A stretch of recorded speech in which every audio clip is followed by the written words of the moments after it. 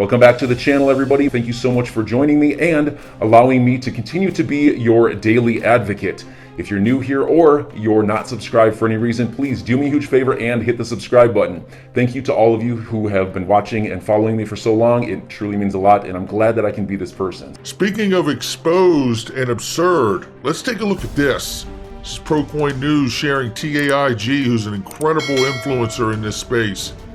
He says, I wonder why Jake Chervinsky hates Ripple and XRP so much. Oh wait, now I know. He's building a decentralized protocol for autonomous interest rate markets on the Ethereum blockchain.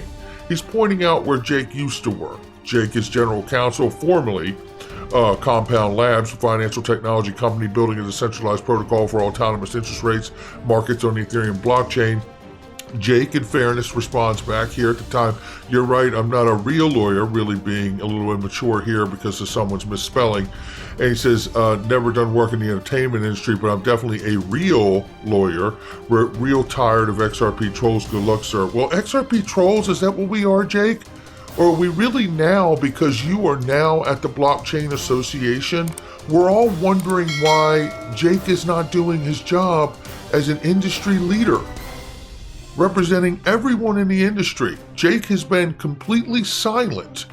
He said, that was my last job. I worked there for about 2.5 years. I started my current role a few months ago. For what it's worth, I don't hate Ripple and never intended to give that impression. I'm not sure why exactly you're making me out as the enemy. I think we probably agree on plenty. I think we probably agree on plenty too. But what I'm interested in you actually speaking to, Jake, now that you've gotten Chatty Cathy here, is what is the blockchain's position on John Deaton's class action representing 65,000 XRP holders, Jake?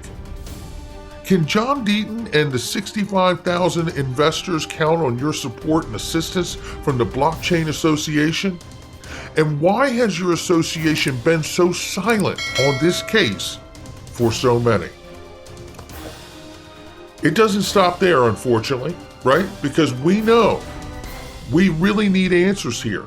So I'm asking again, Jake Chervinsky, will you come out and make a public statement calling for a public audit of the Ethereum Alliance and consensus, just like the majority shareholders have done? If you're an industry leader, why has your organization been so silent on the class action case? And it goes to Perry Ann Boring now, Digital Chamber of Commerce here, who said in this clip that she really believes Bitcoin and Ethereum are commodities, they're free and clear, and the rest of the market needs to be really decided as digital asset securities. So she's aligning with Gary Gensler in her comments in this hearing, which you'll hear in a second. But I'm asking her the same. Will you and Digital Chamber of Commerce make a public statement calling for a public audit, as the majority shareholders have now done, of consensus? And why have you not offered assistance to John Deaton and the 65,000 XRP investors? Do you represent industry or special interests? After hearing this clip, you may have your own answer. Mr. Bankman-Fried, if you go by market cap, the vast majority are commodities. Bitcoin and Ether today compose over 60% of the market capitalization of the entire digital asset ecosystem, and they've been defined as a commodity by the CFTC today. There's other categories. We kind of talked about categories of digital assets. Another one is intentional digital asset securities. One is intentional digital asset securities.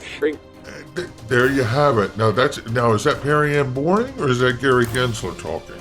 I'm just curious if we could hear from Perry Ann and Jake to clear that up, because I'll tell you who clears it up. It's John Deaton here.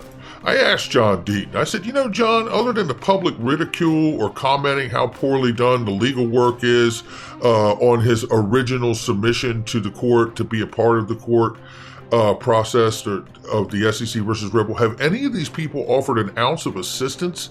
Maybe time to publicly audit these associations that claim they represent the entire space, but are starting to appear like they may be special interest backed. John Deaton says, Brad, there's been no contact. Anyone who reads my very unusual writ of mandus, it says here, and analyzes it solely within the four corners of the document, while only reviewing the mandamus case law, fails to see the big picture. Filing the mandamus was a strategic move designed to force a response. That's exactly what he's done. You know, this is really troubling, and we are not letting this go. We're going to find out, and they're going to speak to us, or they are going to hear from us ad nauseum. It really, really deserves a response from the associations.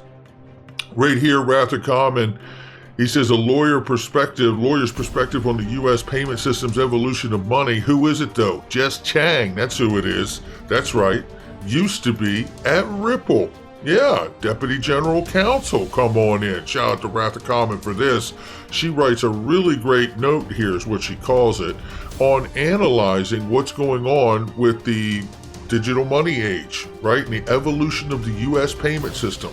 I want to take you to a couple spots in here, one of which kind of lends to some clues because we're seeing what her suggestion is. In this particular description, layout of this little graph here, or not a graph, but this little section here, image, it basically explains the legislative expansion of the Federal Reserve Network from 1913, 17, 78, 80, and 2010. As the network has progressed and grown in technologies and advancements, they make these additions and encompass them inside of the regulatory framework, right, and guidance. So in 2010, the network was expanded further with the policy goal promoting financial stability in connection with the financial crisis at the time and the adoption of Dodd-Frank Wall Street Reform and Consumer Protection Act.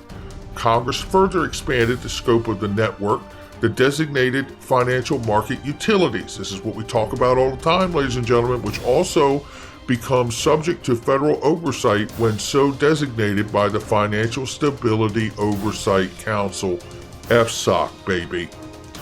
Jess Chang is referencing the exact agency, the Treasury, FSOC, and of course OFAC's connected in that as well on the foreign side.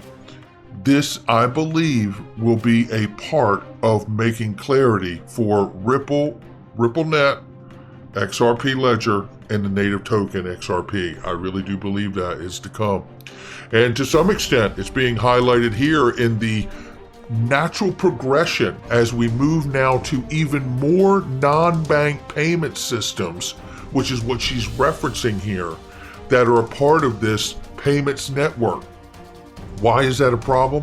It's a problem because the non-bank payment systems sit outside of the regulatory framework that your regular commercial banks and other payment providers do. So this discusses as the innovation of stable coins and non-bank institutions like a Ripple, which is not mentioned, but that's what they're talking about here. Non-bank companies that tend to involve money moving or from bank account in some way. Examples, PayPal or Venmo. We know that Mr. Ahmed from PayPal said a couple years ago they could be using something like Ripple and XRP for low-value payments right now if they had the clarity. So this talks about stable coins as well. It goes on to talk about how you could use that, and obviously whether the couple approaches of having either the surplus held in a FDIC account or other options, which we're all aware of. This is obviously bringing the attention to the idea that something has to be done, and the takeaway I get from all of this report is that someone like the Treasury and FSOC is going to have to come in and figure out which non-bank institutions and which stable coins, if they go this route, will be held to a heightened prudential, more than likely due to FSOC designation of systemically important.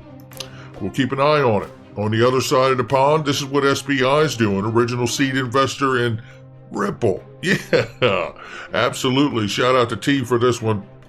It says we provide MoneyTap Business and MoneyTap Transfer or Money Transfer app for smartphones that utilizes Ripple's distributed ledger technology, a next generation financial infrastructure that utilizes distributed ledger technology, DLT. By connecting, you can take advantage of the various financial services that MoneyTap connects. Yeah, that's all. Yeah, that's all. Yeah, the same one that's being sued by the United States. This is why I say this is a very legal procedure that needs to be done to define this company, this technology, and the asset that sits on it. Because if you don't, how are you ever going to move the amount of money that we understand it's able to move? Another reminder here from back in February of 2021 with this diagram from T as well here. This is RippleNet XRP in the chain here. We see Valente, Volpe. We know that Ripple is partnered with Valente and Volpe, and somewhere along this chain where it's applicable, I do believe we will ultimately see, after clarity, the use of XRP as well as RippleNet. This is a reminder right here just how big it is, ladies and gentlemen. The same XRP ledger that is involved in the same SEC versus Ripple lawsuit is going to be used in conjunction with the United Nations and Zang.com. Take a look right here. Zang.com will develop a carbon credit solution on the XRP ledger for issuance of tokenized carbon credits in accordance with the standards set by the leading industry working groups and the Interwork Alliance, a global blockchain business council initiative and task force on scaling voluntary carbon markets, of which Zang.com is a member. This is all backed right here, working hand in hand with the UN development system. That's the United Nations, ladies and gentlemen. I see stuff like this, and I'm not worried about the lawsuit. I'm encouraged by it, because having that makes us, I believe, the most compliant and vetted digital asset on planet Earth once this case is over. And legal analysts tell us this case will be over this year. So enjoy your day, everybody. I'm always here for you. Leave any comments or questions below, and be sure to subscribe. But thanks, everybody. I really appreciate you. Enjoy your day, and I always have your back. So thanks so much, everybody.